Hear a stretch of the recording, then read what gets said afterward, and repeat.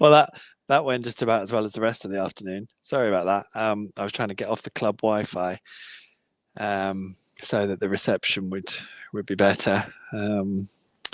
If I can stall this long enough, we can all go back to what we were doing. Welcome everyone to Carrow Road on this beautiful. I mean, let's be honest here. Like it's a beautiful day. Look at it, blue skies. There's the blue. Oh no, that's not right. That's not good, is it? Actually.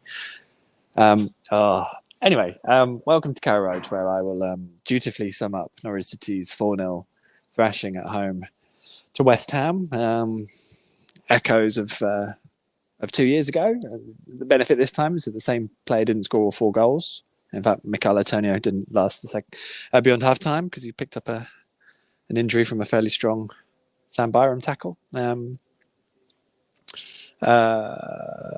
But yeah, ultimately, this was horrific, horrendous afternoon. I mean, you sort of sit there thinking, what are these games like when the stadium's got fans in it, but you've got nothing to play for, and it's all desperate, and you're already relegated. And it looks like this, which is rank.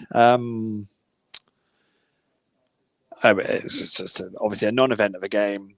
Norwich really never got stuck into West Ham. The first goal scored by Ben Rama was deflected off Max Aarons, which took it under Tim Krul. He couldn't get down quickly enough off the back of that. It looks pretty ropey, but likewise, I kind of imagine that's quite a hard thing to adjust to. But because it's so close to the goalkeeper, it automatically becomes an error and looks rank, and it is obviously.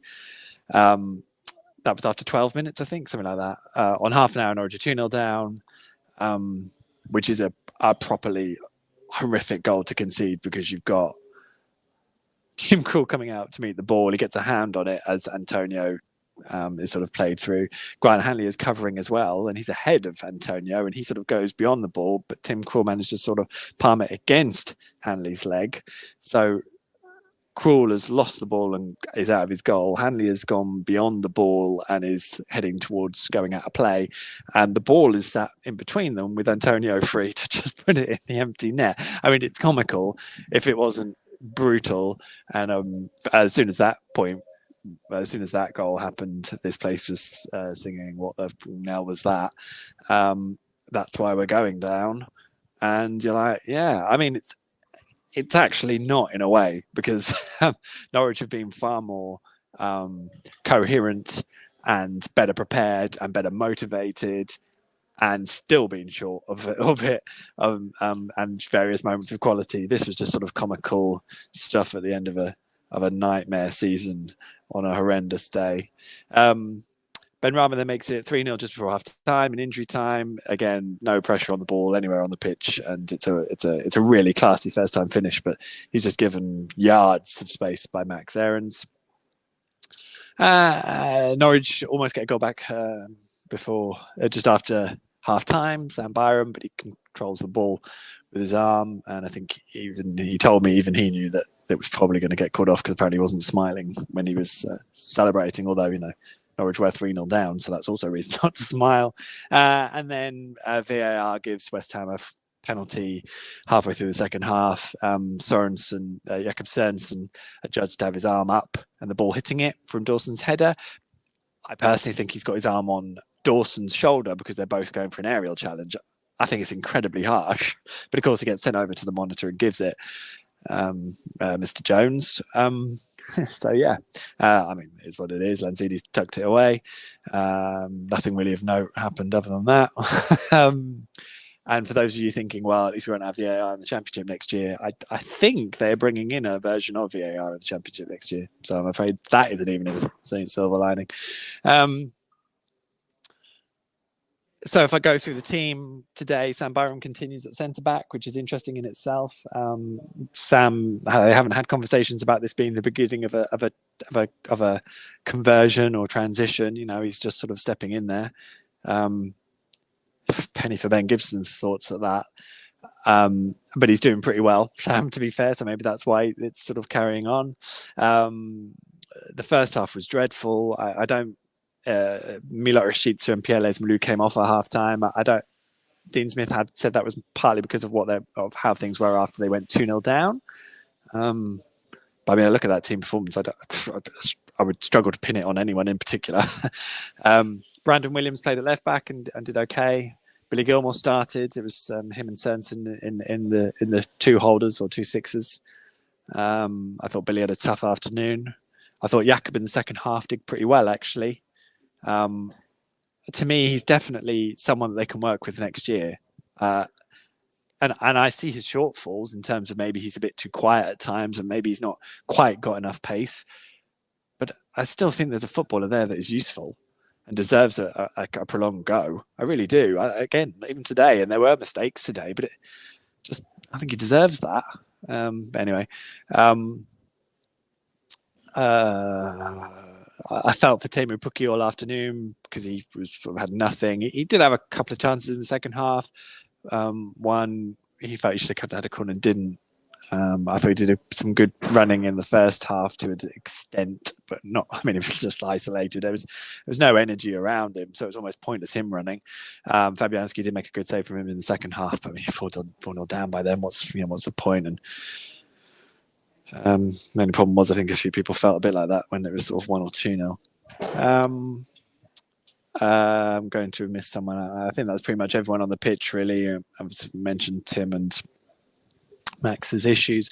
Second half changes saw Lucas Rupp come on. As I said, I don't believe Lucas will be staying beyond this season, so it's interesting that he came on and did okay in the second half.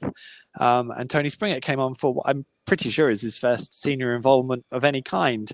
And I have to say, I thought he did well. And actually, although a lot's been said about John Rowe, I would say Tony or Jerry, as Dean Smith calls him, and he actually called him and had to check himself because he actually called him in Jerry in the mix zone.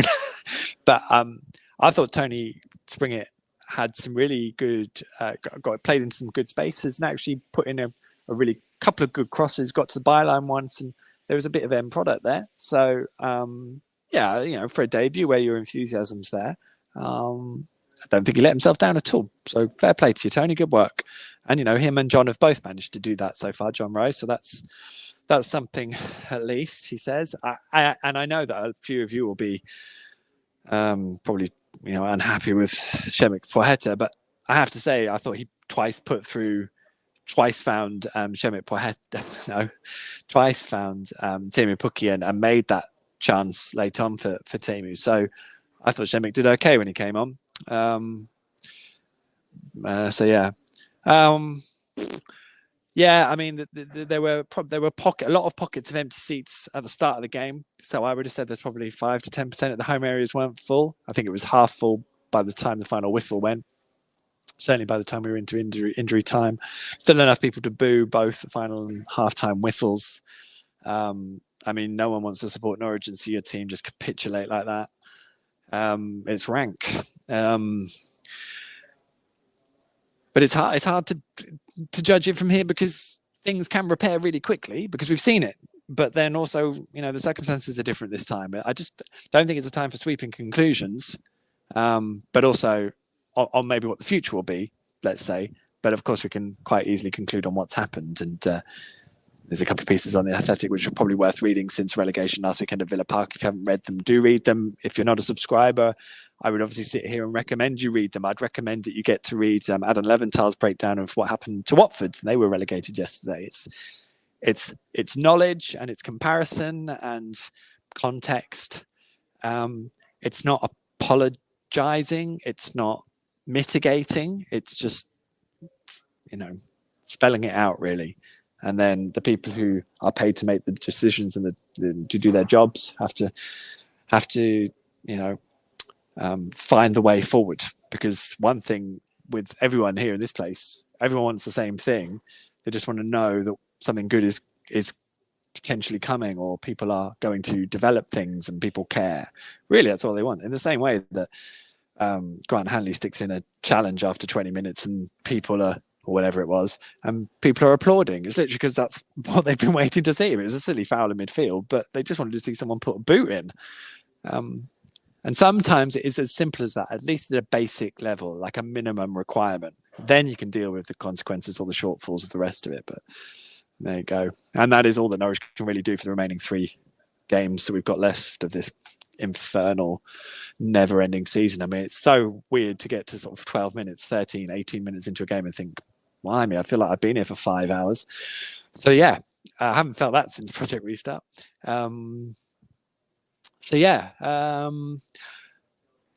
Protests, I haven't been actually out there to see them. I've seen some of the social media footage. There's a few people outside, obviously, and I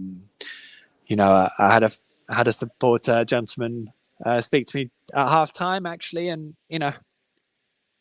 my job, I feel, is to cover things analytically and properly and responsibly, and I feel like I'm doing that.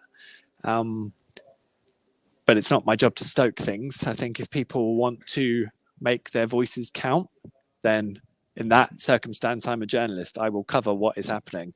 But it's up to the paying people and whichever the people who feel strongly about it to make their cases and put them forward and put pressure on.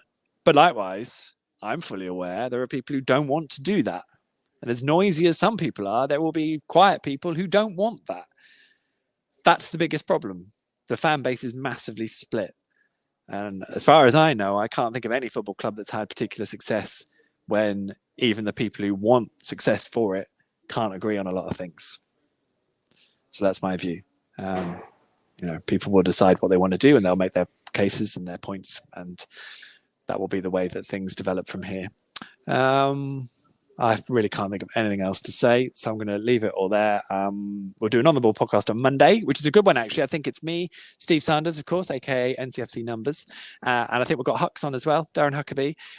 We're going to try and make it the podcast where we take your questions as well. So watch live at 8 o'clock on here on Monday night, or get on to Twitter and send me some questions in advance. But ideally, we'll deal with them on the night because I'm not that organised. So it'd be great to hear from Hux. And obviously, if there's anything you want to ask him, me, or Steve, then do it because it's going to be a cracking podcast. So check that out. And yeah,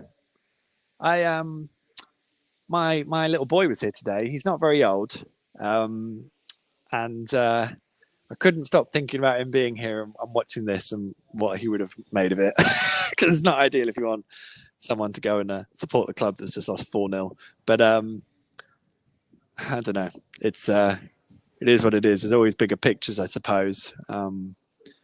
It's a bit rank when it's like this, but by the same token, there's always some sort of buzz of coming to watch a football match. So maybe that's just the one thing we're missing in these god-awful moments. And I think that's probably why we're all sitting here just waiting for it just to end so we can all crack on with a bit of optimism. But no one in the actual club can do that, I'm afraid. They shouldn't want to do it. They should have the pride to make sure it doesn't happen and that they at least show that they care between now and the end of the season. That's all we can really hope for. I will see you later. Take care of yourselves. Enjoy the rest of your weekends and whatever you have in store. Have fun. And I will see you. Oh, Leicester midweek, isn't it? Wednesday, I think. So I'll see you. Yes, it is. I'll see you at Leicester on Wednesday night. Podcast on Monday. In the meantime, take care of yourselves. And here's to whatever's next, whenever it's next. Cheerio.